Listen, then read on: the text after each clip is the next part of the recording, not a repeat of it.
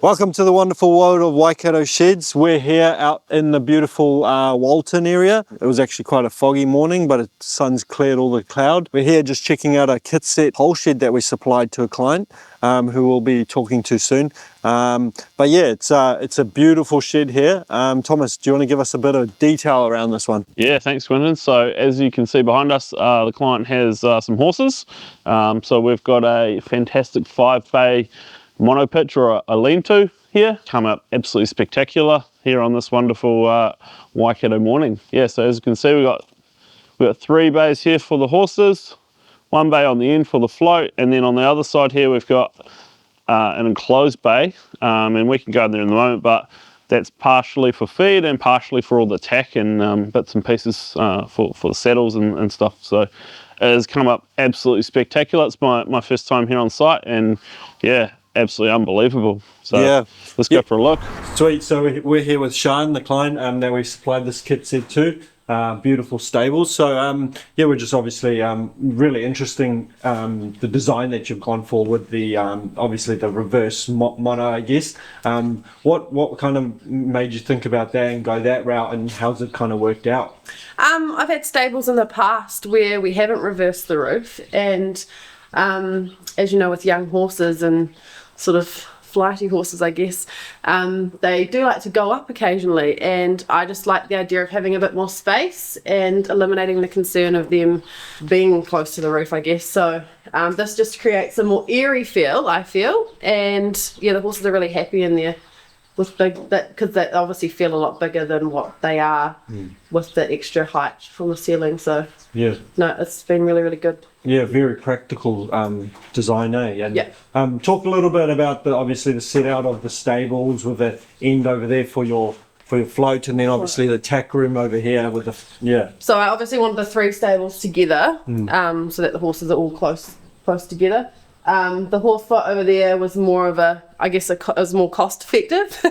Yeah. Because we didn't need an external internal wall that could just stay open. Yeah. But also for my ease of getting the horse float out in and out, that was also a better setup having it there. Yeah, right. The tack room we wanted closest to the first stable because this is where my day-to-day horse, I guess, this is where he lives. So then I wanted the tie-up area here in front, just mainly because of the weather as well. I just wanted a little bit more room to keep the stables clean and dry. And then having the tie-up here works really well, particularly for farrier and dentist and all of that sort of stuff, clipping, but also having the horses that aren't, getting the treatment or whatever out grazing, and they can all see each other and they're happy. Horses love it, we love it. That's great. So just tell us a little bit about your farm here. Yeah, you just touched on it off camera. So it's a bit of a different setup. My husband's a dairy farmer, so he looks after the cows, and my parents own the farm. So it's a real family affair. It's quite funny. I know dairy farmers don't usually have horses, don't usually like horses. But my dad, who owns the farm, he's a keen racehorse breeder. So nice. Eventually we'll bring his mares and foals here. So this will all help them, and yeah.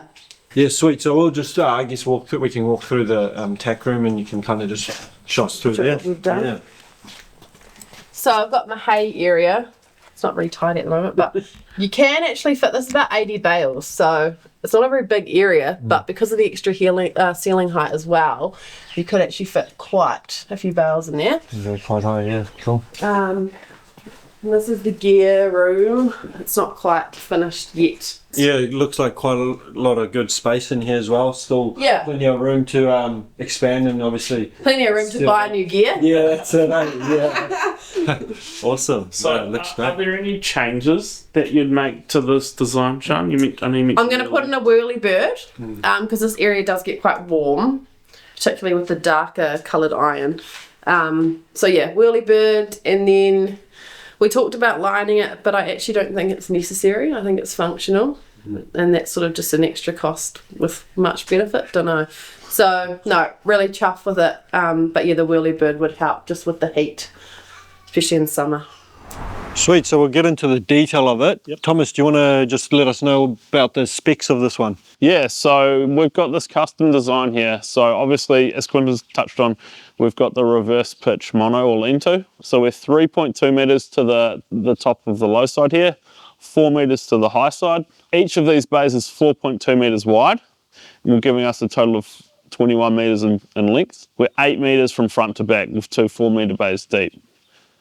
We come over here to this nice, fantastic B&D roller door, 2.5 meters high, 2.4 meters wide. Fantastic option. Sean's got some hay stored in here, and really easy when they cut the hay in the summertime. They back the trailer up, stacked it straight in. Super easy to get in and out. Don't have to try and move a big bale of hay through a small little PA door. If we come over into here, we've got 2 of our fantastic fully insulated, fully framed PA doors. So this one here, an external door, has a full aluminium frame around it. This one over here on the internal, between the front and the back here, that one doesn't have a bottom track, so it means that it can go internally. So lots of custom little features that just make it super easy. So if you're after one of these, let us know. We've got our online designer. It's the best way to start the conversation. I'll have this one up on our website pretty shortly, and you can make your tweaks to suit exactly what you're after. Talked about the specs. Now, what about the colours? What colours is this shed, Quinton? Yeah, she's done a really nice job, I think. Chosen grey friars as the main cladding and roofing, and then titania for the gutters and barge and corner flashings and stuff, which has really made it look super sharp. You know, the contrast between the light and the dark makes it really nice. And I think she said she's had quite a few compliments on it. She had initially thought, oh, you know, was it the right decision? But I think she's chosen a good one, and it looks really sharp. Another detail, I guess, on this one is that these girts, obviously, the builders here have chosen to square cut them rather than scribe them around the poles. So yeah, there's 2 different ways you can do that. Obviously scribing around, which we've had shown in some of our other videos, or square cutting. Both ways very tidy. It's predominantly down to our builder's preference, or the builder's preference, whoever's building it, how they do that. Obviously square cut kind of just speeds things up, and it still looks tidy, and you know, sometimes if you're lining it, you're not going to see that anyway. So yeah, that's just a little bit of the details around how it's been put together, but otherwise it's super sharp. Like, you know, the builders have done a great job on this one. Yeah, shout out to the builders for sure. Yeah, and it's looking great. Yeah. And one thing Sean did say too, Quinton, was the speed. Yeah. She couldn't believe how quickly this all went together. So there's been quite a bit of preparation here to get the ground to be a nice and flat, level site. But once the ground prep was done, this thing absolutely flew together really, really quickly, and has come together, and it looks absolutely fantastic. Yeah, great. So obviously, Thomas, you're the timber man. Yep. Where can people find us? Obviously, we got field days coming up. That'll be a great time to obviously come and talk to us and look at these pole shed options. Yeah. Anything else that you kind of anywhere else anyone can find you? Yeah. So we're going to be in the pavilion at the field days. So we're on site PA2. So when it gets a bit cold and wet and damp, come inside into the warmth. Yep. Come and have a chat to us. We'll all be there. Failing that, if you can't get there, we're on our website, waikatosheds.co.nz. We've got our online designer there. As I say, we'll get this one up onto the website so that you can customise it to suit your needs. We've also got a smaller 3-bay version if you've only got 1 or 2 horses. That we've got in our show office. So if you want to come and see that, it's fitted out very similarly.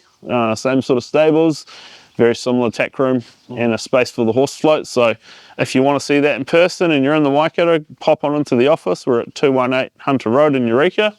And we can have a chat. Awesome. Yeah, no, that's it. And we're looking forward to doing more of these, obviously, and come see Thomas the Timberman. He'll sort you out. Yeah. Sweet, all good. Well, obviously, as always, great sheds done right.